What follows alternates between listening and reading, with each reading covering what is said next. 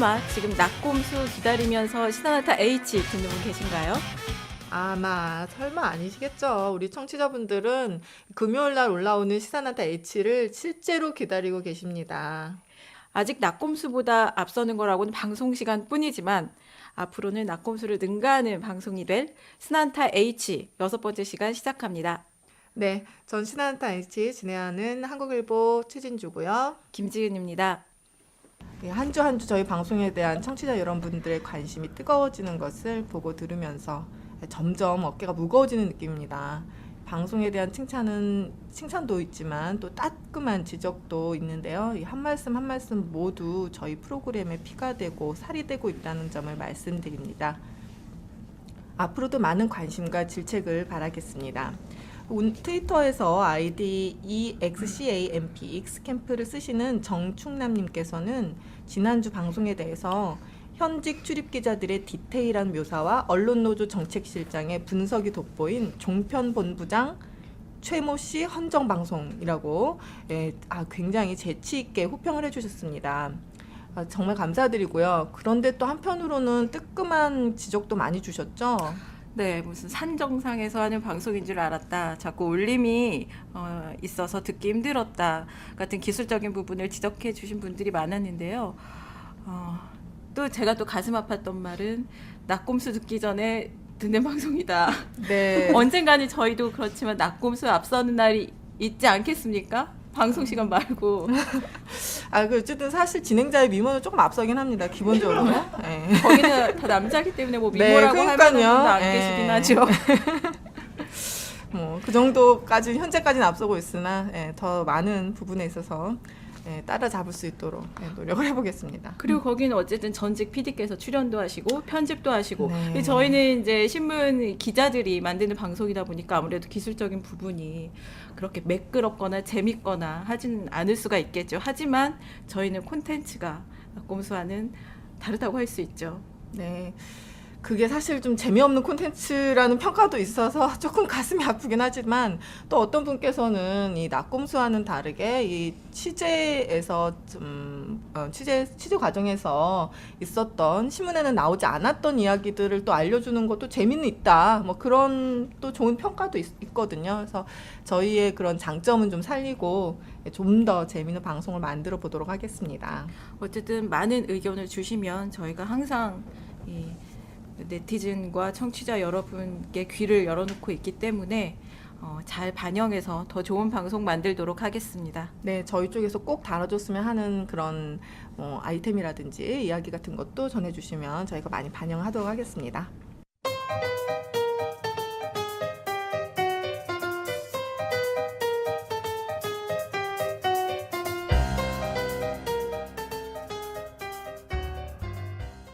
네, 지난 한 주도 또 정말 일이 많았죠. 수험생들이 고생하신 수능이 있었고요. 또 여전히 국회에서는 이 한미 FTA 경색 정국이 이어지고 있습니다.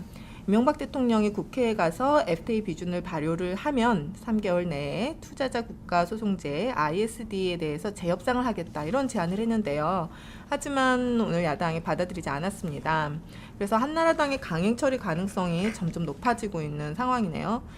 또 얼마 전에는 안철수 서울대 융합과학기술대학원장이 안철수 연구소 지분 보유하고 있는 연구소 지분 절반을 기부하겠다. 그 당시 1,500억 정도 해당되는 가치였는데요. 이후 또 상한가까지 쳐서 1,700억 정도가 되었죠.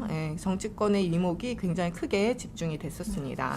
안 교수의 그 사회 환원 의사 밝힌 이후로 또 주목받고 있는 분들이 계세요. 또 이명박 대통령께서도 사죄를 환원을 하셨었죠. 그리고 정몽준 현 한나라당 의원도 아산 나눔재단에 사죄를 출연하기도 했는데, 근데 이제 인터넷과 트위터에서 이 그 안 교수의 사회 환원에 대해서 나온 의견을 보면 안 교수가 한 것은 사회 환원이고 이 대통령이 한 것은 사위 환원이다 이런 그런 얘기가 말이 있더라고요. 있었죠. 왜냐하면 이제 그 이 대통령이 청계재단을 통해서 이 사죄를 환원을 했는데 이 청계재단의 구성이 이제 자신의 측근들 그리고 또 사위도 계시고요. 그래서 이제 이 사위에게 줬다. 그랬죠. 네, 좀 그런 뭐 비아냥도 네. 나오고 있는 것 같습니다. 안 교수 같은 경우는 그 무슨 성실법인인가요? 그런 걸 통해서 좀 투명하게 자신이나 특수 관계자가 많이 참여하지 않는 그러면서 대부분의 그 기금 운용을 이제 공적인 목적으로 사용하는 그런 투명한 재단을 만들 것으로 추측이 되고 있습니다. 지난 몇 주 동안에 저희 시사센터에서 그 시사센터 H에서 항우석 논란, 현 정부의 교육 정책, 그리고 종편의 음모론 이런 특정 이슈를 집중적으로 들여다보는 시간을 가졌었는데요. 네, 오늘은 특히 여성분들이 관심 있게 들으실 만한 주제를 다룹니다. 바로 명품 얘기인데요. 애인이 있는 남자분들도 관심 있게 들으실 내용이 되겠습니다. 사실 그분들이 더 관심 있게 들을 필요도 네. 네, 최 기자께서는 어플루엔자라는 말 들어보신 적 있으세요? 아니 처음 들어봤는데요. 기사에서 봤잖아요. 네, 사실은 그렇습니다. 사실은 제가 이 기사 좋다고 트위터에 홍보됐습니다. 그러나 이런 그 대본이 있었기 때문에 제가 보고 읽긴 했지만 사실은 처음 듣지 않고 무지하게 많이 홍보를 했습니다. 우리 이 기사를 쓴 기자가 바로 옆에 나와 있는데요. 네, 이 어플루엔자가 어떤 말인지 다시 한번 좀 설명 들어볼까요? 네. 이 어플루엔자는 2000년대 초 미국 듀크대 메일러 교수가 집필한 동명의 책에서 유래된 말인데요. 풍요로움을 뜻하는 어플런트와 바이러스의 인플루엔자가 합쳐진 말입니다. 풍요로워지기 위해서 과도한 소비에 빠져드는 그런 증후군이라고 할까요? 좀 사치병이라고도 표현할 수 있겠는데요. 이 지갑은 가벼워지지만 그 헛헛함을 채우기 위해서 더욱 소비에 몰입하는 사회 현상을 일컫는 말이라고 합니다. 15일부터 이 사흘간 우리 신문 한국일보에 연재된 기획 시리즈 어플루엔자에 감염된 대한민국을 통해서 이 과소비에 빠질 수밖에 없는 젊은 소비자들의 이야기를 알 수 있었는데요. 네, 오늘은 바로 이 기획 시리즈를 총괄적으로 준비해 온 문화부 박선영 기자를 초대 손님으로 모시고 기사에 담지 못했던 과소비 문화 또 명품 소비 문화에 대한 모든 것을 들어보는 시간을 갖도록 하겠습니다. 박 기자 안녕하세요. 안녕하세요. 네, 박 기자께서 만삭의 몸으로 나와주셨는데요. 며칠 전에 출산 휴가에 들어가셨는데 오늘 시사난타 H를 위해서 이렇게 나와주셔서 감사합니다. 먼저 이 기획을 하게 된 이유가 좀 궁금한데요. 특별히 우리 사회가 그 소비벽에 크게 젖어 있다고 느낀 계기가 있으셨나요? 굉장히 평범한 의구심에서 시작이 된 것 같아요. 이를테면 버스를 타고 출퇴근을 하다 보면 버스 안에 타고 있는 수많은 젊은 여성들, 뭐 어린 대학생들부터 40, 50대 허름한 차림의 아주머니들까지 소위 명품 가방이라고 하는 걸 하나씩 거의 다 들고 있거든요. 그렇다고 네. 제가 무슨 강남 어디 도곡동 이쯤에 사는 사람이 전혀 아니고요. 저는 이번 서울시장 선거에서 박원순 시장을 가장 많이 지지한 관악구 주민이거든요. 네. 관악구를 오가는 버스에서도 흔히 볼 수 있는 풍경이란 말이죠. 그러면 나는 저런 가방을 갖고 있지 않은데 저 사람들은 다들 무슨 돈이 나서 저렇게들 들고 다닐까? 네. 짝퉁일까 아닐까? 저 혼자 감별도 해보고 그러다 보니까 개안을 하게 됐어요. 이제는 그러면은 판별이 뭐 됩니까? 대충 알 것 같아요. 근데 보면 그렇군요. 예전에 뭐 5년 전, 10년 전하고 비교를 해보면 짝퉁의 수요는 현저히 많이 줄어든 것 같아요. 대부분 많이들 가격대가 정품으로 그렇죠. 가격대가 바뀐 좀 것 저렴할지라도 각 브랜드의 엔트리 상품일지라도 진짜 가방들을 가지고 다니는 경우가 많지 짝퉁은 좀 많이 줄어드는 추세인 것 같더라고요. 그래서 그럼에도 불구하고 또 짝퉁을 갖고 다니시는 분 또 굉장히 좋은 짝퉁을 또 갖고 다닌다고 특 하더라고요. H라고 하죠. 예. 그 무슨 무슨 짝퉁 전용 중고까지 거래될 수 있을 정도 짝퉁 네. 전용 무슨 사이트가 있는데 네. 거기에서 나오는 건 되게 품질이 좋대요. 그래서 그거를 들고 다니는 분들끼리는 서로 네. 잘 알아본다고 합니다. 짝퉁 관련해서 말씀을 드리자면 우리나라가 이 명품 짝퉁 문화가 너무나 발달해 있기 때문에 이태리 장인에 비교해도 기술이 전혀 뒤지지 않는 정말 장인급 한 땀 한 땀 한 땀 한 땀 공들여 만든 그 똑같은 기술을 재현할 수 있는 짝퉁 장인들이 우리나라에 한 10여 명 정도 있다고 해요. 그래서 지금 수사 당국에서는 이 사람들을 체포를 하는 것이 구속을 시키는 것이 국익에 도움이 되느냐 아니면 이 기술을 장려하여 국내 명품 브랜드로 도약할 수 있는 어떤 디딤대를 만들어주는 것이 옳으냐 그런 고민을 했다는 얘기를 네. 제가 어디선가 들은 바가 있습니다. 그 기술자들을 정말 잘 초빙을 해서 짝퉁이 아니라 국내 뭐 한국산 명품 브랜드를 만들 수도 있긴 하겠네요. 뭐 제일모직 같은 대기업에서 관심을 가져볼 만한 그런 상황인 것 같습니다. 좀 몰랐던 사실인데요. 장인이 10명. 이 가방 얘기, 그러니까 아무래도 명품 하면 일단 가방이니까요. 가방 얘기부터 할 수밖에 없는데요. 올해 4월에 작년에 이어서 또 샤넬백이 이제 5월달에 25% 오른다라는 얘기가 도니까 4월에 거의 모든 백화점에서 순식간에 샤넬백이 다 동인하는 그런 일이 벌어졌습니다. 그래서 지방에 있는 백화점에 일일이 다 전화를 해보고 혹시라도 한 개 남은 게 있냐 그러면 진짜 KTX 타고 가서 뭐 사오고 뭐 이런 정도로 아주 열풍이 있었는데요. 그래서 뭐 샤테크다 뭐다 이런 얘기도 나왔고 그러면서 여성들의 그런 명품 소비에 대한 논란도 더 커졌습니다. 또 이 명품 업체에 대한 한편으로는 질타도 되게 많이 나왔어요. 언론에서 한 EU FTA가 발효가 됐는데 가격이 안 내린다 뭐 이런 문제, 또 엄청나게 우리나라에서 벌어가는데 기부는 거의 안 한다 뭐 이런 식의 질타도 되게 많았고요. 하지만 아직까지도 이 명품 가방이 불티나게 팔리고 있는 게 현실인데요. 이렇게 어떻게 일단 저희 출연진의 명품 소유부터 잠깐 점검을 해보는 건 어떨까요? 아, 고해성사 시간인가요? 사실 저는 이 명품을 사실 취재하고 있습니다. 그러나 명품이 하나도 소유를 하고 있지 않기 때문에 좀 취재에 애로가 있습니다. 저는 좀 어디서부터가 명품인가, 요즘은 그 기준도 좀 달라진 것 같아서 사람들의 눈높이가 높아지고 네. 또 이제 명품 하면 뭐 샤넬이나 에르메스 정도는 돼야, 샤넬이 그 제가 알기로는 이 가장 작은 뭐 클러치도 수백만 원으로 깐다고 하고 에르메스는 네. 뭐 수천만 원으로 까는데 저는 당연히 아직은 뭐 그런 명품 갖고 있지 않아서 그리고 또 어느 선부터를 명품으로 봐야 하는지 그 부분도 좀 헷갈리더라고요. 네. 제가 개안을 하기 전 네. 순수했던 시절을 기준으로 말씀을 드리자면 제가 해외 출장을 가면서 면세점에서 한 50만 원 정도 하는 풀라 가방을 산 적이 있어요. 지금 네. 지금 들고 온 이 가방이에요. 아, 저는 이게 명품인 줄 알았어요. 면세점에서 네. 팔면 다 명품인 줄 알았어요. 들고 와서 회사 동료들한테 내가 드디어 하나 샀다고 자랑을 했다가 크게 비웃음을 당하는 아픈 기억이 있거든요. 아니 우리 회사에 비웃을 만한 정도로 명품을 소유했거나 브랜드에 대해서 아는 분이 있단 말씀입니까? 갖지는 못했어도 비웃을 수는 있는 거예요. 그리고 심지어 저희 남편 같은 경우는 연애 시절에 30만 원 상당의 닥스 가방을 사주고 저한테 네. 명품 가방이라고 네. 순수했던 저는 정말 명품인 줄 알았습니다. 그게 네. 뭐 그랬던 시절이 있는데 요즘은 이런 거 명품이라고 얘기했다가는 네.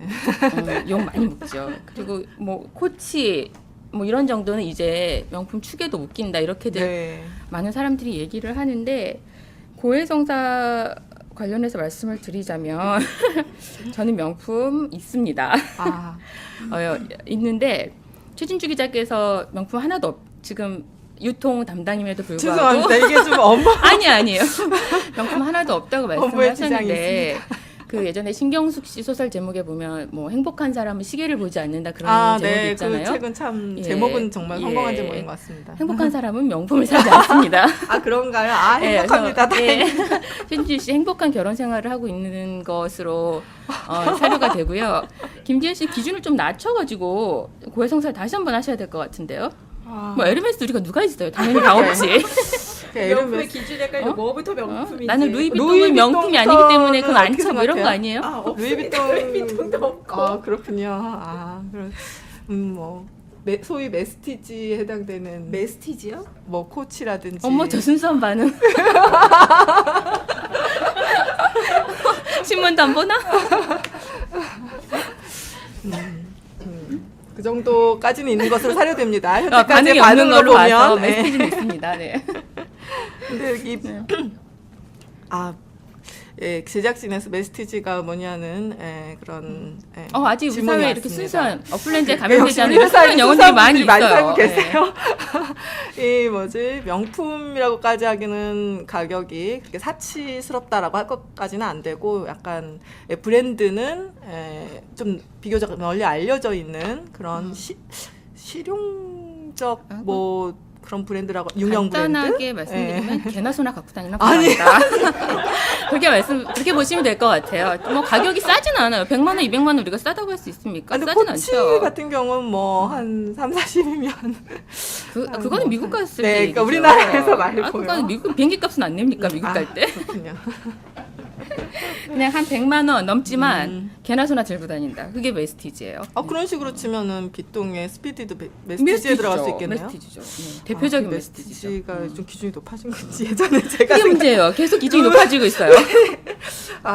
그 루이 같은 거 까르띠에? 아니 루이 까뚜즈 뭐 이런 루이 것을 까뚜즈. 그런 루이 거 까뚜즈. 메스티지 이렇게 생각하는 것 같은데 사실 근데 그런 메스티지 브랜드의 가격도 갈수록 높아지더라고요. 따라가거든요. 네, 안 팔리거든요. 사실 가방을 사려고 그러면 참 살 게 없어요. 제가 예전에는 도대체 어디까지가 명품이고 아니냐. 네. 제가 패션 담당을 얼마 전까지 했었잖아요. 네네. 그때 명쾌하게 내놨던 대답 중에 하나가 백화점 지하 1층에서 파는 거는 명품이 명품이 아니다. 아니다. 그랬더니 거기 있던 브랜드 중에 몇 개가 1층으로 올라왔어요. 그랬습니까? 네, MCM 올라왔어요. MCM 우리나라 브랜드에서는 유일하게 네. 현재 명품 예, 취급을 그렇기- 받고 있죠. 예, 그렇기 때문에 이 명품이냐 아니냐가 브랜드에 또 사활이 걸린 문제이기 때문에 굉장히 치열하게 그 정의를 위해서 명품 카테고리에 편입되기 위해서 업체들도 네. 마케팅 노력을 많이 하고 근데 있는 것 어쨌든 그 같아요. 명품이라는 말 자체가 참 우습다는 생각을 많이 하거든요. 그렇죠. 그 뭐랄까 원래 영어로 치면 뭐 디자이너스 백이라든지 뭐 럭셔리 백이라든지 하는 표현을 우리는 뭐랄까 명품 이래가지고 정말 네. 뭐 장인이 한두 개 뭐 만들어서 아주 극소수의 인물에게만 파는 고객한테만 파는 그 정도의 거의 문화재급 가치가 있는 그런 이미지잖아요. 사실 명품이라고 한다면. 근데 사실 지금 우리가 명품이라고 생각하는 그런 백들은 그냥 백화점 가면 살 수 있는 건데 사실 따지고 보면요. 에르메스 정도만 좀 사실 그런 명품 그런 마케팅을 하고 있다. 아무나 살 수 없는 류의 그런 마케팅을 하고 있죠. 그래서 이 명품이라는 말 자체가 좀 문제가 있다 이런 생각이 들기도 해요. 어떤 그 사치라는 거에 대한 부정적 뉘앙스도 제거하고 굉장히 고귀한 듯한 그런 이미지를 주면서 우리나라에 본격적으로 명품이 들어오기 시작한 게 흔히들 IMF 이후라고 얘기를 많이 하거든요. 네. 근데 이거를 분석한 뭐 어떻게 한국에서 명품이 이렇게 성공을 거둘 수 있었느냐를 분석한 많은 자료들이 있는데 그 중에 하나를 보면 이게 네이밍의 승리다라고 분석을 한 게 있어요. 그러니까 방금 최진주 기자 말씀하셨듯이 이걸 우리가 사치품이라고 불렀더라면 지금처럼 나 오늘 남자친구한테 사치품 하나 받았어. 이렇게 멘트가 성립이 안 되는 거죠. 근데 이게 이름이 명품이 되다 보니까 그걸 가지고 있으면 나도 왠지 내 가치도 고양되는 것 같고 그 제품처럼 나도 고귀한 사람이 된 것 같고 신분 상승이 이루어진 것 같고 하는 온갖 판타지들이 충족이 되는 거거든요. 참 절묘한 네이밍이라고 볼 수가 있는데 그래서 제가 한두 달 전쯤에 한국일보 오피니언 면에서 패션협회 회장이 기고한 글을 본 기억이 나요. 거기서 이 이름을 바꾸자. 도대체 이거는 십수년 전 명품을 우리나라에 들어오면서 그 수입업자들이 일종의 말노름을 한 건데 우리 소비자들이 너무 여기에 놀아나고 있다 이런 취지의 글을 쓰신 걸 보고 상당히 공감을 했던 적이 있어요. 요즘에 보면 저도 이제 과거하고 좀 달라진 세태를 느끼는 게 주위에 결혼한 선후배 뭐 친구들을 보면 혼수로 시댁에서 그 샤넬백을 받는다든지 또 출산 선물로 남편에게 또 샤넬백 하나 못 받으면 뭔가 좀 서운해하고 받으면 또 당연하다는 듯이 주위에 자랑을 하고 이런 걸 보면 참 이 명품을 받는다는 게 주고받는다는 게 참 보편적이 됐나 보다 이런 생각이 들어요. 또 그리고 TV 드라마에서 그 연예인들이 들고 나면 좀 예쁘다 싶은 백들은 또 찾아보면 뭐 명품 브랜드이고.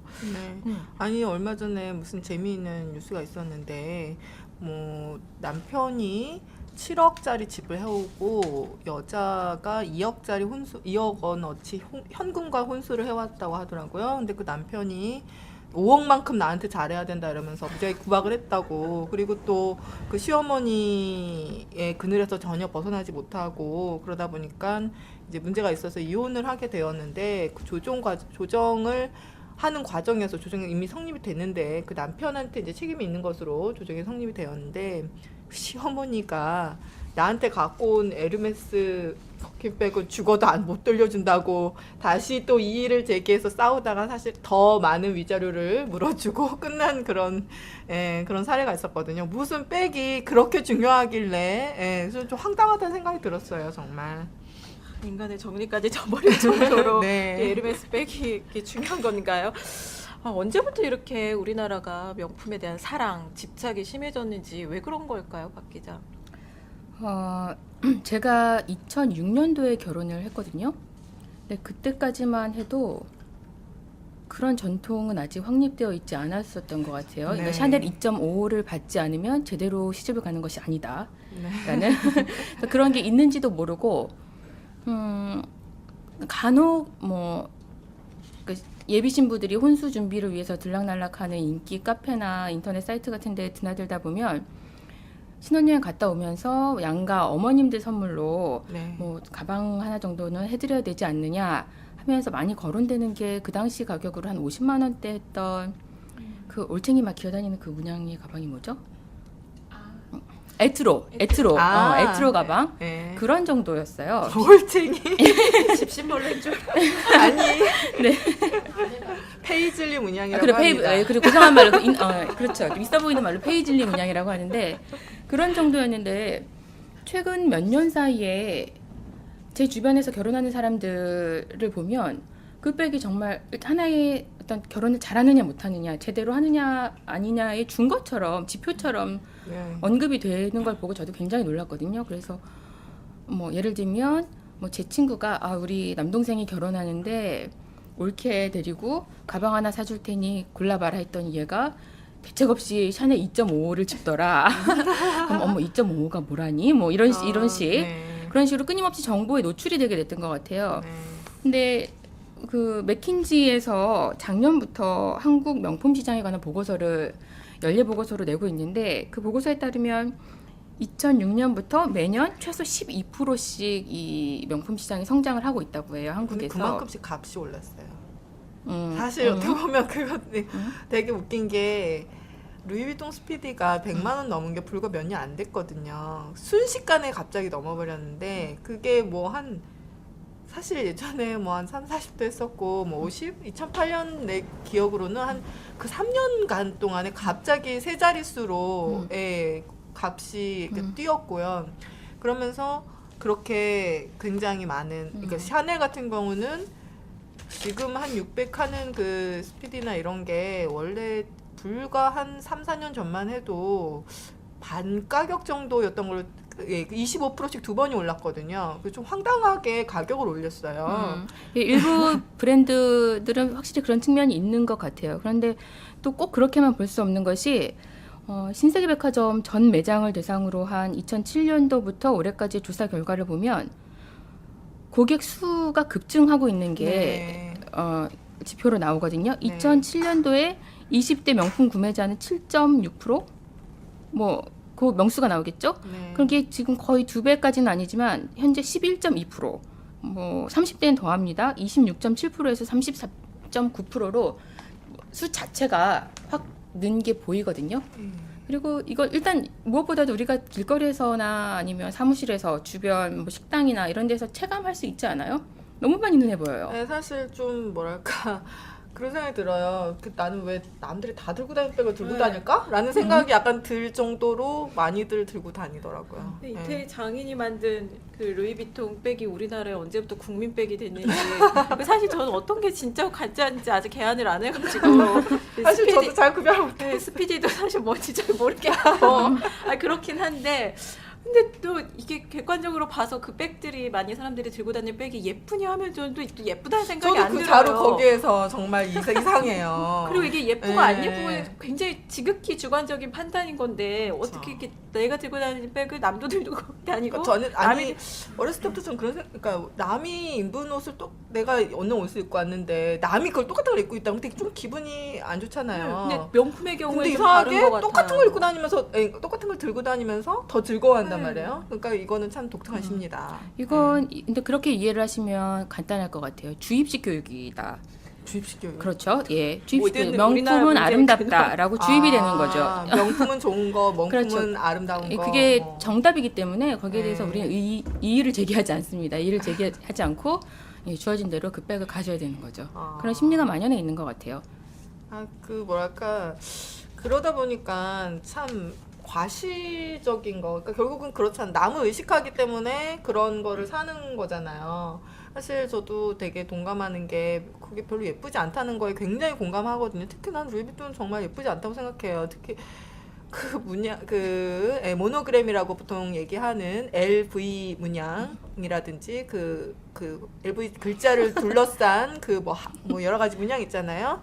솔직히 난 촌스럽다는 생각이 드는데, 그러니까 이게 나의 약간 저의 그런 독특한 생각인지 모르겠지만 사실 전 다른 예쁘고 저렴한 백이 많다는 생각을 하거든요. 근데 굳이 그걸 들고 다니고 또 소위 우리나라의 지금 신규 명품이라고 지금 등장하고 있는 백이 이제 MCM 같은 경우인데, 저는 MCM도 그렇게 예쁘다는 생각 못 들고 오히려 이것도 약간 LV 같은 느낌이 드는 게 되게 로고가 커요. 저는 MCM 백팩 보면 때마다 좀 약간 웃음이 나오는 게, 나 똑같이 생긴 거는 사실 다른 백팩이랑 큰 차이가 없어요. 뭐 그냥 대학생 때 들고 다니는 백팩이랑 별 차이가 없고, 물론 소재가 조금 다르긴 하겠지만 뭐 가죽도 아니에요. 어차피 그 백팩이 무슨 가죽이겠어요? 근데 MCM 로고가 굉장히 강하게 바둑판처럼 이렇게 쫙 박혀 있다 보니까 누가 봐도 MCM이다. 저 사람은 MCM을 샀다. 뭐 이런 거. 결국은 미학적인 측면이 아니라 과시적인 측면 때문에 명품을 사는 거 아니겠느냐, 그런 생각을 좀 많이 하거든요. 결국은 우리나라 사람들이 좀 더 과시를 하고자 하는 욕망이 더 강한 것인지, 그거 어떻게 보시나요? 제가 이번에 취재를 하면서 명품을 즐겨 구입하는 사람들의 얘기를 두루두루 들어봤잖아요. 근데 명품에 대해서 부정적인 인식을 갖고 있지 않은 분들은 써보면 달라질 것이다, 이렇게 얘기를 해요. 일단 한번 들고 다녀보기 시작하면 국내 브랜드하고는 품질에서 현격하게 차이가 나고 여러 가지 장점이 있다고 해요. 근데 또 그 반론으로는 요즘 뭐 웬만해서 네. 뭐 1년, 2년 들고 다닌다고 해지고 끊어지는 백 있습니까? 품질이야. 아니, 있어요. 사실 아니, 저 같은 경우는 제가 워낙 있나요? 싸구려만 사서 그런지 잘 모르겠는데 진짜 좀 험하겠어요. 저는 사실 그래서 명품을 더 못 쓰는 게, 명품을 들고 다니시는 분들은 주로 좀 모셔가지고 다니더라고요. 왜 비 올 때 머리에 쓰면 짝퉁이고 품에 안고 가면 명품이다라는 얘기가 있잖아요. 근데 그것도 소재가 가죽이냐 아니냐에 따라 달라요. 가죽 아닌 건 비 오는 날 들어도 된답니다. 예. 근데 어쨌든 그래서 좀 예를 들면 샤넬백 같은 경우는 상당히 좀 모셔놓고 다니는 편인 것 같아요, 사람들이. 근데 사실 저 같은 경우는 가방에 웬가 물건들이 다 들어가 있어요. 그러다 보니까 이걸 갖다 1년 동안 들고 다니면 벌써 해지기 시작하는데, 이런 거를 사실은 오히려 명품은 제가 보니까 명품 무슨 블로그 이런 거 가서 보니까 관리도 아주 잘해야 되더라고요. 그래서 저는 아마 명품 비싼 걸 사도 아마 1년 안에 그렇게 될 가능성이 있지 않을까라는 생각이. 그러니까 이게 사실 부의 수준에 맞춰서 자기가 버는 돈, 자기가 가진 재산에 맞춰서 그게 뭐 준하는 명품을 여러 개 갖고 있고 정말 그냥 우리가 보통 들고 다니는 백을 들고 다니듯이 그렇게 가지고 다닐 수 있는 분들이 사면 이게 이렇게 뭐 사회 문제로까지 아니면 저희가 네. 기사로까지 조명해 볼 필요는 없을 텐데, 그게 문제인 것 같아요. 자기의 예를 들면 월급보다도 저는 명품 빚내서 뭐 산다고까지 하니까. 적금을 네. 넣어서 뭐 명품 산다는 얘기도 들었거든요. 예, 제 취재한 중에서도 있었어요. 네, 그러니까 그렇게 네. 해서까지 꼭 사고 싶은, 사야만 하는 그 심리가 그런, 뭔가요, 예, 진짜? 심리가 궁금해요. 저희 기사에서도 언급이 됐지만 이 한국 사회의 이 뜨거운 명품 사랑은 사회의 이 극심한 양극화에 우리나라의 어떤 폐단을 보여주는 한 징후가 아닌가 하는 생각이 들었거든요. 이걸 취재를 하면서 그냥 예를 들면 이거 아까 말씀드렸던 맥킨지 보고서를 다시 한번 인용을 하자면 일본이 명품 소비 강국으로 많이 알려져 있는데 네. 맥킨지 조사 방법이 어떤 식이냐면 명품 구매자 1,000명을 대상으로 심층 인터뷰를 해요. 근데 그 1,000명 중에 800명은 지난 12개월 동안 100만 원 이상을 명품 구매에 쓴 적이 있는 사람들이고 나머지 200명은 1,000만 원 이상. 그러니까 좀 뭐라고 헤비유저라고 해야 되나요? 그런 사람들 대상으로 조사를 한 건데 똑같은 조사 결과 일본 명품 소비자들이 가계 소득의 4%를 명품에 쓴 반면에 우리나라 소비자들은 5%를 썼단 말이에요. 그러니까 내가 100만 원을 벌면 그중에 5만 원은 명품 사는 데 쓴다는 얘기인데 이건 굉장히 좀 놀랄 만한 결과거든요. 그러면 그동안 우리나라 국민들이 벌어들이는 소득이 그만큼 확 중국처럼 늘어난 것이냐, 돈이 많아졌기 때문에 자연스럽게 낙수효과처럼 명품 구매에도 돈을 많이 쓰게 된 거냐 하면 그렇지는 않아요. 그렇지 않다는 지표들은 정말 굳이 말씀을 안 드려도 많이들 다 짐작을 하실 수 있을 텐데 그렇다면 이 정말 못 살겠다고 아우성치는 사람들이 이렇게 많고 사회 양극화가 심하고 임금은 다 제자리 걸음이고 비정규직은 나날이 늘어가고 있고 이런 상황에서 명품을 사는 사람들은 왜 이렇게 늘어나는 걸까? 일종의 하나의 사회 병리라는 거거든요. 제가 취재했던 많은 분들이 일종의 허망함 같은 것, 허무주의 같은 것을 많이 언급을 해주셨어요. 그냥 하루하루 살아가는 게 힘들게 아침 일찍부터 나와서 밤 늦게까지 일하고 야근하고 잠 못 자고 그러면서 버는 돈이 20대, 30대의 경우 대부분 월급 200~300만 원 정도 수준이거든요. 뭐 많이 버는 분들은 뭐 외국계 회사에 다니고 이런 20대 같은 경우에 뭐 연봉 실질적액이 5천만 원 뭐 이 정도 수준 뭐 많이 뭐 그렇게 얘기들을 하시더라고요. 그런데 이걸 가지고 자기네들이 할 수 있는 게 없다라는 거예요. 그 예전처럼 저희는 그래도 10년 전에 저희가 직장 생활 시작하면서 처음 이제 월급 받기 시작하면 무슨 적금도 들어야 되고 뭐도 해야 되고 이런 포트폴리오가 짜지지 않았었어요 우리 때는. 장마저축도 들고요. 뭐 그렇죠 여러 가지 장기 주택 마련 저축 뭐 이런 거 있었죠. 장마저축이라고 합니다. 그리고 뭐 몇 년 후에는 집을 사야 되고 결혼해서 애들 교육은 어떻게 시켜야 되고 나름대로 배분이 됐었는데 이젠 그런 걸 못 하겠다고 얘기들을 많이 하더라고요. 그거를 많이들 포기했다는 거죠. 그렇죠. 집은 어차피 안 되기 때문에 평생 모아봤자 집 못 산다. 132년간 돈을 모아서 집을 살 수는 없지 않겠느냐.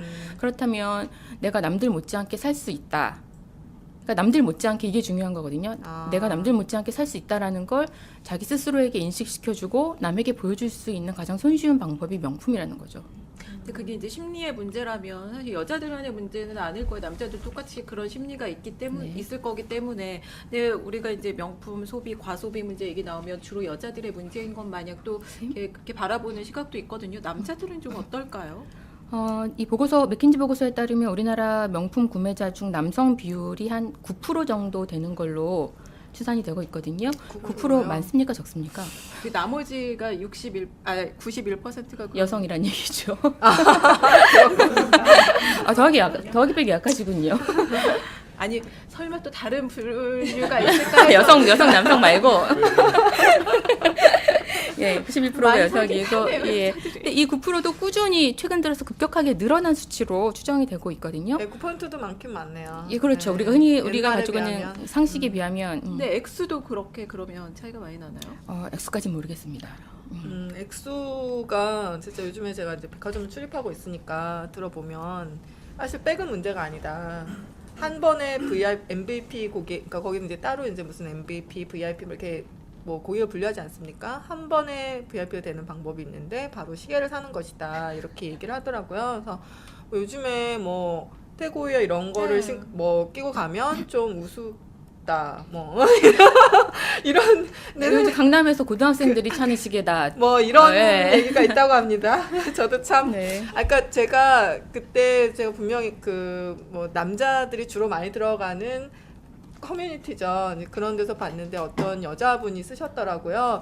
우리 남자친구가 태국 시계를 사달라고 하는데 너무 비싼 거 아닐까요? 라는 식의 그런 내용이었는데 댓글들이 거의 진짜 100개 가까이 달린 것 같아요. 남자분들의 조언은 뭐 태국은 루이 까토즈급이 아닌가요? 더 지금 현재 빨리 사주십시오. 더 올라갑니다. 뭐 이런 식의 얘기가 많았고 사실은 돈이 꽤 비싸거든요. 그게 그러니까 가방으로 치면은 꽤 비싼 쪽에 속하는 건데 시계급에서는 매우 낮은 편인 거예요. 한 1억짜리 뭐 이런 거를 갖다가 사면 단번에 그 VIP 고객으로 등극할 수 있다고 합니다. 그리고 실제로 그런 시계가 꽤 팔린다고 해요. 굉장히 예. 많이 팔리고 있어요. 예. 인터넷에 그 시계 전문 카페라고 해야 되나요? 사이트가 있거든요. 굉장히 유명한 4글자로 된. 아. 근데 거기 들어가 보면 우리가 그 소위 남자 된장들, 된장남들의 재향연을 볼 수가 있는데, 네. 예, 뭐 제 주변에 지인들도 많습니다. 그 된장남들, 예, 많이 있는데 보면 대학생들도 그렇게 많아요. 많아서 제가 뭐 2년 동안, 3년 동안 모은 돈 300만 원 있습니다. 이걸로 태그웨어 뭐를 사야 될까요? 오메가 제일 낮은 뭐를 사야 할까요? 뭐 이런 고민글을 올리면 댓글이 정말 수백 개가 달려요. 오메가는 혼수품 아닌가요? 네, 뭐. 예, 그리고 대학생들부터 시작해서 직장인. 근데 사실 김준 기자도 아까 말씀을 하셨지만 부자들이 돈이 많아서 많이 쓰는 거는 네네. 뭐 경제 윤활유도 되고 나쁠 게 없다고 봐요. 근데 우리가 참 취직하기도 힘들다는데 네. 대학생들이 이렇게 2년씩 3년씩 고생해서 모아서. 편의점 알바를 해서 시계를 사야 되느냐? 만한 시계 사야 되느냐? 시계를. 가슴이 아프죠. 여기 지금 이제 남자 기자 두 분도 나와 계신데 솔직히 좀 궁금해요. 남자들은 여자들보다 품목은 적긴 하겠지만 이 명품을 갖고 싶은 욕구 이런 게 진짜 있는지 지극히 평범한 두 평범 대한민국 이하의 30대, 평균 이하인가요? 평범 대한민국 이하의 두 30대 남성이. 남자들이 어떤가요? 우리 감독 총감독. 총감독 양홍주 시작해서 저는 일단 40대는 아니고요. 뭐 숨기시 남자들도 명품을 좋아하고요. 주로 이제 남자들이 좋아하는 게 시계인 이유가 사실 있는 게 남자들은 아무리 옷을 잘 입는다고 그래도 양복이고 뭐 이렇게 뭔가 자기를 남들하고 다르게 보여줄 수 있는 게 없어요. 근데 시계를 하나 좋은 걸 딱 차버리면 쟤는 뭐가 다르다라는 걸 가장 쉽게 보여주는 게 시계고 백신이랑 거의 비슷한 것 같네요. 네. 그래서 시계를 많이 좋아하는데 제가 아는 분도 시계를 한 20개 정도 구비하고 있는 분이 있는데 그분은 자기가 이제 결혼하신 분인데 비자금을 운영을 하세요. 그걸로 전부 주식투자 같은 거라도 하시나요? 네, 전부 시계를 사십니다. 그래갖고 리얼커에서 사시는 건 아니에요? 아니에요. 그냥 일반 서울에 사시는 분인데 양모 씨 아닌가요? 아니요. 제가 볼 때마다 시계가 바뀌어요. 그걸 되게 즐기고 좋아하시는 분도 있고. 주변에 보면 이제 연애하는 친구들 보면 남자친구 선물이 제가 연애하던 몇 년 전과는 아주 수준이 달라져서 그렇죠. 모든 분야가 다 그래요. 지금. 몽블랑 뭐 근데 정도는 좀 진짜 해줬다라고 예. 말할 수 있는 그런 어. 게 있더라고요. 저는 이제 다음 연애 시작하려면 이제 적금이라도 남자친구 선물용 낄 적금을- 적금은 늘 있어야 돼요. 그러니까 언제 그걸 깨도 낄 거.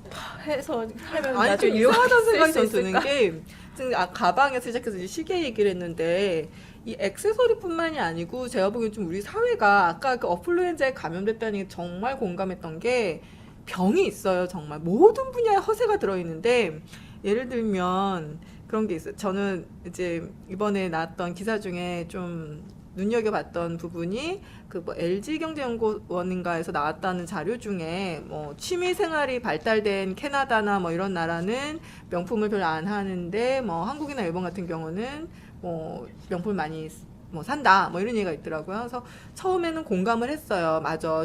놀러 갈 시간도 없고 맨날 회사에서 지하철에서 버스에서 계속 보니까 서로 비교를 하게 되고 자꾸 그래서 명품을 사는 것 같다 이런 생각을 했는데 좀 다시 생각해 보니까 또 달라진 게 취미가 있어도 명품병에 걸리더라고요. 문제는 예를 들면 등산을 시작을 하면 이게 이제 히말라야 올라가는 수준으로 장비를 갖춰요. 옷도 진짜 웃기는 게 고어텍스 마크가 붙어 있지 않으면 이제 안 되는 거예요. 그러니까 고어텍스 마크가 붙으려면 이제 고어텍스의 비율이 상당히 높아야 됩니다. 그 옷에서 예를 들면 뭐 여름이면 쿨맥스인데 이제 쿨맥스 마크가 붙어 있어야 되는 거죠.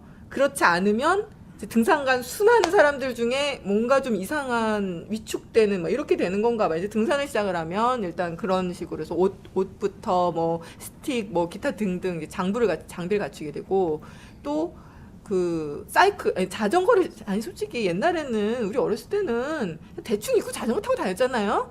요즘엔 무슨 다 사이클 선수예요. 뭐 다 이렇게 장비하고 곡을 딱 쓰고 뭐 옷도 쫙 붙는 다 거 이거 암스트롱이야, 있고 막. 바로 이 암스트롱 복장으로 다녀요. 진짜 나 진짜 황당해. 그리고 근데 약간 기능적인 측면도 있는 것 같아. 그건 엉덩이가 아프대요. 그러니까 예, 그런 부분이 있죠. 예, 근데 이제 그건 안 아프대요? 받쳐주는 네, 사람이 그러니까 있어요. 뭐 쿠션 같은 게 있어요. 그리고 이게 페달 굴리는데 이게 딱 붙는 옷이잖아요. 그러니까 걸리적거리는 게 없는 거예요. 그래서 그냥 양복 바지에 만약에 자전거 타려면 양말을 이렇게 위로 딱 올려서 당연히 기능성인 하고 요소가 있는데 굴려야 이제 되니까. 뭐든지 값에 문제가 있으니까 예를 들면 등산에 고어텍스 옷을 굳이 안 입어도 되거든요. 등산 옷복이. 근데 보면은 뭐 한쭉 갖추는데 진짜 100 넘어가는 식으로 갖추니까 그게 왜 그러고 다니냐는 거죠. 등산복 싼 거 마트에서 20-30만 원어치를 이렇게 맞출 수 있는데 마트에서도 2-30만 원.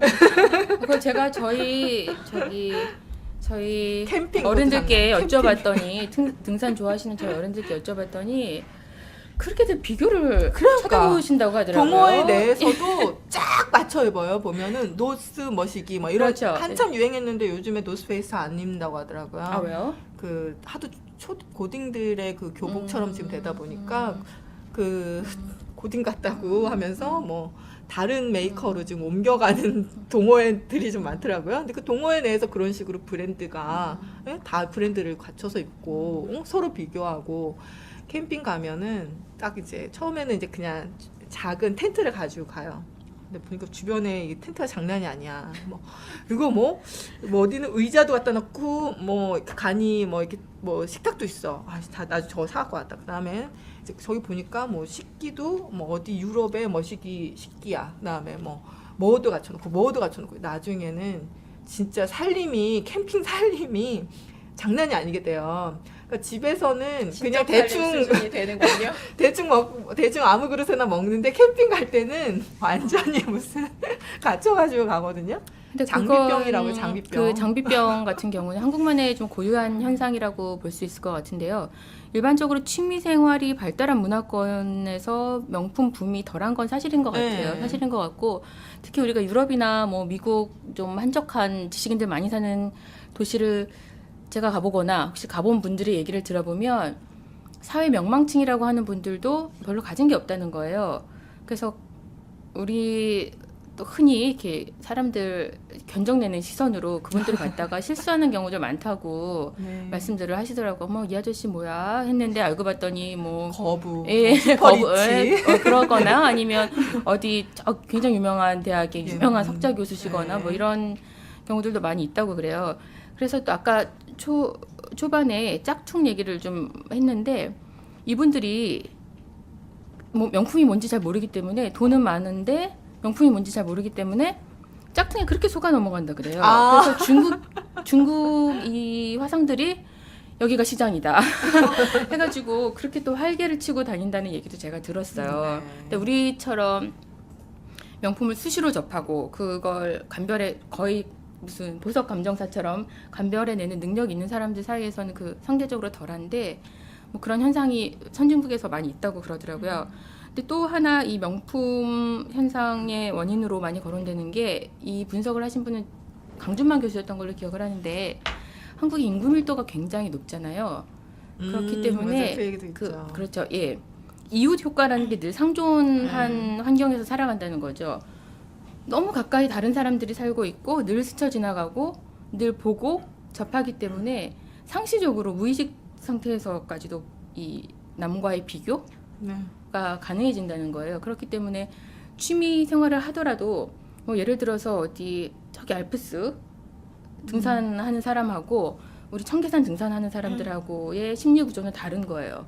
그 한적한 데서 혼자서 자기 자신과 고독과 싸우면서 등산하는 사람들과 여기 할아버지 모임들, 산악 저기 할머니 부모회. 모임들, 그래서 가끔 부킹도 해야 되고 네. 뭐 이런 문화하고는 그런 것도 상당히 다르다는 거예요. 있- 네. 그리고 이 문화라는 게 제가 취재했던 많은 분들이 말씀을 해주셨는데 어릴 때부터 늘 자연스럽게 향유를 하면서 즐겨 왔어야 그걸 자기 취미로 삼을 수가 있는 거지.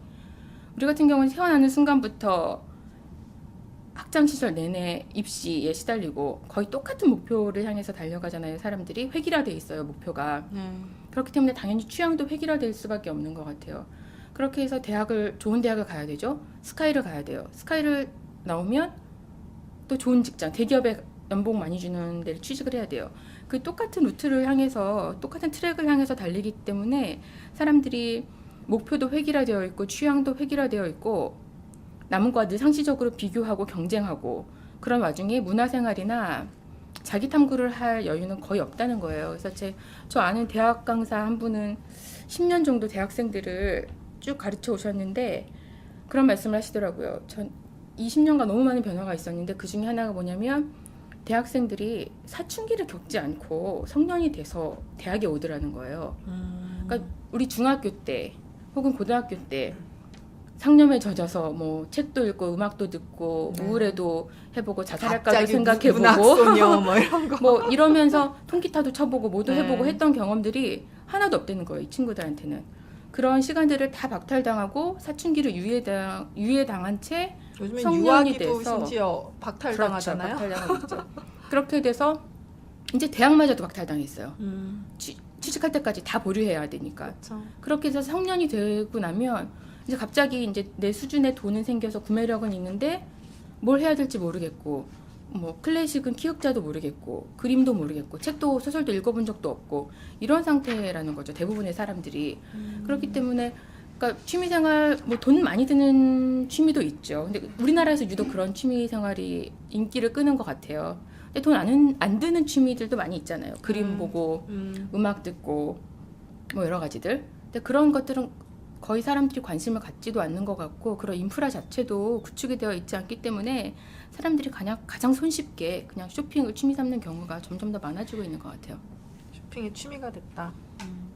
아니 진짜 좀 나는 그러니까 스스로 계속 비교를 하는 거잖아요. 그런 게 아주 어렸을 때부터 좀 체화가 돼서 되게 비극적인 거 아닌가 이런 생각이 들기도 그렇죠. 해요. 그러니까 뭐 결국 어렸을 때부터 너 자신이 뭐 소중한 거다 약간 이런 식의 어떤 자존감을 높이는 교육을 받았다면 그리고 너가 어떤 재능이 있는지 펼쳐봐라 이런 식의 격려를 받아서 살았다면 자기 스스로 개성을 찾으려고 할 것 같아요. 내가 좋아하는 브랜드를 따로 찾아본다든지 아니면 내가 좋아하는 색깔의 뭐 디자인이나 이런 백을 찾아서 그러니까 쇼핑을 한다고 하더라도요. 예, 자기 그렇게 취향을 갖는 예, 거죠. 취향이라는 게 생길 것 같은데 지금은 이제 아주 어렸을 때부터 남한테 비교해서 너는 왜 이러냐, 뭐 남보다 뭐 더 잘해야 되고, 뭐 너는 왜 몇 등이고 이런 식으로 자꾸 비교를 당하면서 살다 보니까 그렇게 남이 다 가진 거를 나도 가져야 되겠다. 예? 그런 식으로도 생각하는 거 아닌가 그런 생각도 들더라고요. 이번에 저희가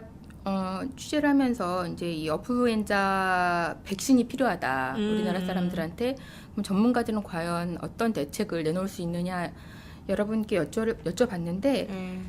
이렇게 말씀하신 분이 있었어요. 그 이전까지 명품을 사는 건 굉장히 특별한 일이었어요. 나 명품이 있다? 나 이런 게 있어. 나 돋보이지? 이젠 그 단계를 훌쩍 지나서 나는 그거 없는데? 가 된 거예요. 큰일 났다. 열풍이라는데 남들은 다 있는데 좀 비속어를 섞어서 얘기하자면 저거 없으면 나만 등신되는 것 같은 기분을 느낀다는 거죠. 이제 네. 사람들이. 그럼 그 원인이 뭐냐 했을 때 뭐 여러 가지가 언급이 될 수 있겠지만 우리 사회에서 그 이전까지 어떤 건강한 가치 체계라고 할까요? 우리 사회를 지탱해주던 여러 가지 건강한 가치 체계들이 다 무너져 내리고 돈만 최종심급으로 남은 것 같아요. 네. 예전에 뭐 진짜. 존경받던 지식인 뭐 정말 물신주의가 없죠. 거의 정말 예. 예. 전 솔직히 그런 생각 넌덜머리가 날 정도로 물신주의가 지금 팽배해요 정말. 그러니까 너와 나를 다르게 구별 지어주는 게 뭐냐 했을 때 그 이전에는 개성, 뭐 학식이 될 수도 있고 예. 또 명예가 될 수도 있고 다양한 가치들이 있었거든요. 근데 지금 누가 그걸 쳐줍니까? 누가 악식을 쳐주고 누가 명예를 쳐주고 누가 덕망을 쳐주나요? 오로지 돈인 거죠.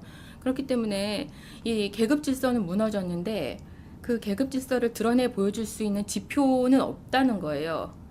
명품밖에 없다는 거예요. 그러니까 사회가 예전에 조선시대에 뭐 영의정은 빨간색 옷을 입고 정구품은 무슨 색 옷을 입고 이런 식으로 계급을 세분화해주는 지표가 이제 명품이 돼서 코치백을 드는 사람은 정구품이고 에르메스 버킨백을 드는 사람은 영의정이고 뭐 이런 식으로 상징 질서가 새로 구축이 됐다라는 분석인데 전 굉장히 좀 수긍이 가더라고요. 그렇기 때문에 최진주 기자 말씀하셨던 것처럼 자존감을 회복하는 것, 제가 취재했던 많은 분들도 그 얘기를 하셨어요. 굉장히 번듯하게 잘생기신 30대 외국계 기업에 다니시는 분인데 솔직히 말하면 나는 자존감이 없다. 어머, 진짜요? 자존감도 남자분? 없고 여자분? 남자분이한테 자존감도 없고 나만 그런 게 아니라 내 주변 보면 대부분 그렇다. 미혼이기 때문에 소개팅을 많이 하신대요. 나가서 다른 여자들 만나가지고 취미가 뭐예요? 뭐 좋아하세요? 물어보면 다 그냥 병든 닭들처럼 아무것도 안 하는데요. 그런 거 없는데요. 어머, 정말요? 우리는 자존감이 없다. 아. 그런 측면하고 연관이 있는 것 같다고 그렇게 말씀을 하시더라고요. 그러니까 좀 어떻게 보면 이 젊은 세대가 좀 가여운 것 같아요, 저는. 그래서 뭐 허세십니다 그렇게 비판적으로만 볼 게 아니라 좀 좀 사회적 병리 현상인 거니까 예. 참 어떤 따뜻하게 그런 거를 이렇게 보듬는 좀 치유는 해야 될 치유를 필요가 해- 있어요. 네. 치유가 돼야 네. 돼요. 그래서 그러면은 참 그 전문가분들이 제시하신 방법이 자존감 회복이에요? 자존감 회복이 일단 가장 중요하고요. 네. 공동체가 무너진 것에서 원인을 찾는 분도 있거든요. 그래서 그 연대 조한혜정 교수 같은 경우는 외환위기 이후에 공동체가 무너지고 시장주의만 남았다. 지금 현실이. 이런 현실에서 사람들이 자신의 계급 질서를 드러내는 방편으로 소비 말고 다른 뭘 활용할 수가 없는 상황이라는 거예요. 그렇기 때문에 이게 너무 온라인 문화에만 빠져 있다거나 뭐 그럴 게 아니라 오프라인에서 사람들끼리 면대면 접촉을 많이 갖고 공동체 문화를 회복하고 문화생활을 열심히 향유하고 이런 게 온라인에서는 무슨 백을 들었는지 보이지는 않는데. 블로그가 있잖아요. 아, 왜 안 보여요? 그것만 보이더만. 그런 대책을 제안을 해주셨는데 너무 원론적인 얘기인 것 같기는 하지만 결국 그런 게 대안이 될 수밖에 없을 것 같아요. 그런데 블로그에서 어떻게 자기 가방을 뭐 서로 자랑하는 분위기가 있나 보죠? 지금까지 저희가 한국 사회의 명품 열풍의 원인으로 좀 사회 심리학적인 분석을 많이 시도를 했는데 또 기술적인 측면, 인프라적인 측면에서도 이걸 한번 점검을 해볼 필요가 있는 것 같아요. 우리나라가 세계 제1의 IT 강국이다라고 얘기를 많이 하는데 블로그가 이런 명품에 대한 정보를 노출시키는 가장 유용하고 효과적인 수단으로 자리매김을 한 게 최근 3년 정도 그렇군요. 거든요. 한국일보가 다음 소프트하고 같이 네이버 블로그 공개된 것 전체를 분석을 해봤거든요. 굉장히 특이할 만한 것이 지난 3년 동안 명품과 관련해서 언급된 단어들이 부정적인 단어들은 모두 퇴출되고 굉장히 긍정적인 단어들하고만 같이 결합돼서 언급이 되는 경향을 보였어요. 예를 들면 뭐 예전엔 된장녀, 된장질, 뭐 사치 이런 식으로 연관이 됐다면 요즘은 고급스럽다, 화려하다, 우아하다, 뭐 심지어는 실용적이다. 네, 이런 식으로 부정적인 단어는 거의 찾기가 어려울 정도로 명품에 대한 인식이 긍정적으로 변화했고요. 그리고 언급 횟수 자체도 지난 3년 동안 폭발적으로 증가를 했어요. 그래서 네이버 블로그에 보자면 명품 가방을 한번 예로 들어볼까요? 2008년 11월 1일부터 1년 동안 네이버 블로그에서 가방으로 언급된 글이 1958건이었다면 2009년도엔 이게 4,092건으로 증가를 합니다. 그리고 올해 2011년으로 오면 그게 4,676건으로 증가해요. 이런 추세로 증가를 하고 있고 이게 가방뿐만 아니에요. 시계도 마찬가지고요. 뭐 지갑, 옷 다 마찬가지고 또 특이할 만한 사항으로는 2009년 말부터는 우리가 흔히 명품하고 연관지어서 생각하지 않았던 아이템들, 뭐 청바지, 뭐 유모차 네. 이런 일상 생활용품들도 명품이다 아니다. 이거 앞에 명품이 붙는 거예요. 접두처럼 명품 유모차, 뭐 명품 냄비, 뭐 이런 식으로 생활 전반, 라이프스타일 전반으로 이 명품 열풍이 번지고 있는 경향이 굉장히 뚜렷하게 나타나고 있어요. 제가 요즘 백화점 출입하는데 거기서 얘기를 들어보면 이 명품 병이 그렇게 오래 가지 않을 것으로 예측을 하고 있더라고요. 지금 사실 일본에서는 이미 좀 꺼졌거든요. 명품 열기가 이미 좀 꺼지고, 그다음에 우리나라랑 중국에서 이렇게 뭐 아주 만개를 하고 있는데 한 5년 정도를 보고 계시는 분들도 꽤 있고요. 그러니까 그쪽은 가장 그 명품을 열심히 다루시는 그런 업종인데, 백화점이라는 데가. 근데도 이게 그렇게 오래 가지 않을 것이다라는 얘기를 하셨던 게, 근데 저는 그런 생각도 들긴 해요. 정말 지금 서서히 아마 사람들이 느끼고 있는 게, 분명히 옛날에 남보다 좀 잘나 보이기 위해서, 비교해서 잘나 보이기 위해서 명품을 들었는데 지금은 다 들어서 드는 거니까 오히려 없는 게 좀 특이할 수도 있는, 약간 뭐랄까요, 그런 상황. 예, 그래서 좀 점점 더 약간씩 또 바뀔 것 같다는 생각이 들기는 해요. 그리고 사람들이 가치라는 거를 또 어디서 찾느냐, 지금 사실 그게 많이 변해가고 있잖아요.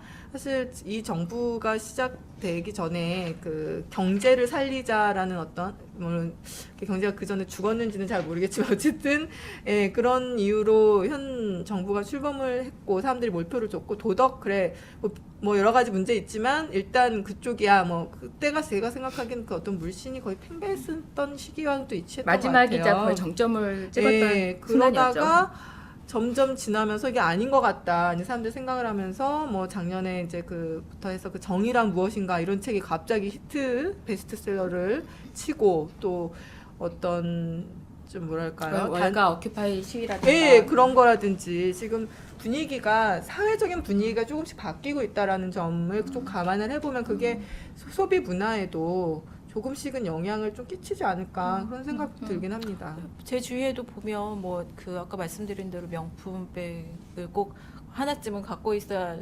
된다는, 뭐 그렇게 생각하는 그 사람들도 있지만, 또 일부에서는 잘 알려지지는 않았지만 디자인이 굉장히 독특하고 예뻐서 그런 그러니까 숨어 있는 디자이너들 많이 있잖아요. 우리나라 디자이너들. 그렇죠. 예. 그런 가격도 저렴하고 네, 그런 디자이너들의 그 가방을 또 찾아서 사는 그 친구들도 있거든요. 네. 자기 취향을 가지신 분들이죠. 그분들은. 그러니까 그런 가치가 좀 다양화되고 네. 자기만의 취향을 좀 찾고, 그러면 뭐 이런 그 획일적인 명품 소비 문화도 좀 사그라들지 않을까, 그런 생각도 듭니다.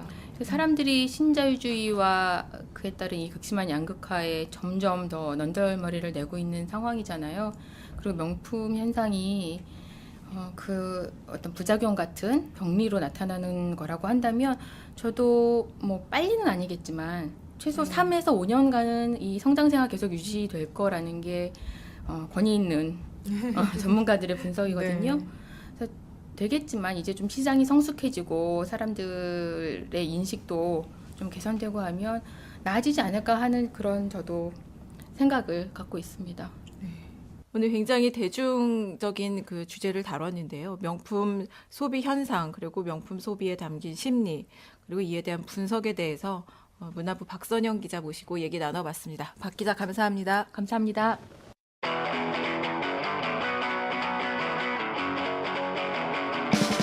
저희가 매주 그 온라인을 뜨겁게 달궜던 그날의 한마디를 소개해드리고 있죠. 오늘은 또 어떤 한마디가 이렇게 사람들이 입길에 오르내렸나요?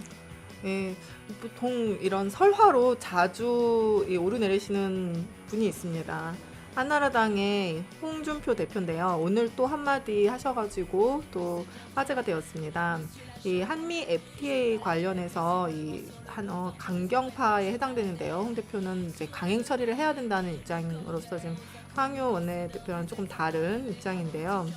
이와 관련해서 얘기를 하다가 이렇게 얘기를 했다고 합니다. 내가 한 기자랑 내기를 했다. 11월 내로 비준안을 처리 못하면 기자에게 100만 원을 주기로 했다. 반대로 처리를 하면 국회 본청 앞에서 그 기자의 안경을 벗기고 아구통을 날리기로 했다. 이렇게 말을 했다고 합니다. 직접 사석에서 뵈면 사실 격이 없이, 좋게 말하면 굉장히 격이 없이 기자들을 대하시고 또 네. 워낙 소탈하시고 말을 편하게 하세요. 그래서 직접 그 자리에서 들으면 네. 그렇게 이렇게 기분 나쁠, 그러니까 텍스트로 옮기면 네. 기분 나쁠 표현도 사실 직접 들으면 그분이 워낙 편하게 말하는 스타일이기 때문에 그렇지 않는데, 사실 이 시점이 민감한 네, 시점 아닙니까? 불과 그렇죠. 며칠 전에 그 본인께서 그 사석에서 했던 말, 사실 사석도 아니죠. 취재진이 다 네. 배석한 자리에서 했던 말 때문에 사과를 하셨는데 또 비슷한 실수를 저지르셔서 그리고 또 안 그래도 안타깝습니다. 국민 여론이 지금 한미 FTA 통과나 이런 강행 처리에 대해서 그렇게 긍정적이지만은 않은 상황인데, 좀 뭐랄까 그런 측면에서 봤을 때 오히려 국민들의 호응을 더 얻어야 할 상황에서 좀 너무 무리한 그런 표현을 사용하신 게 아닌가, 그런 생각이 듭니다. 시사난타 H 6번째 시간, 오늘은 여기까지 하겠습니다. 진행의 최진주, 김지은이었고요. 제작에는 디지털 뉴스부의 강희경, 박소영 기자입니다. 감사합니다. 네, 감사합니다.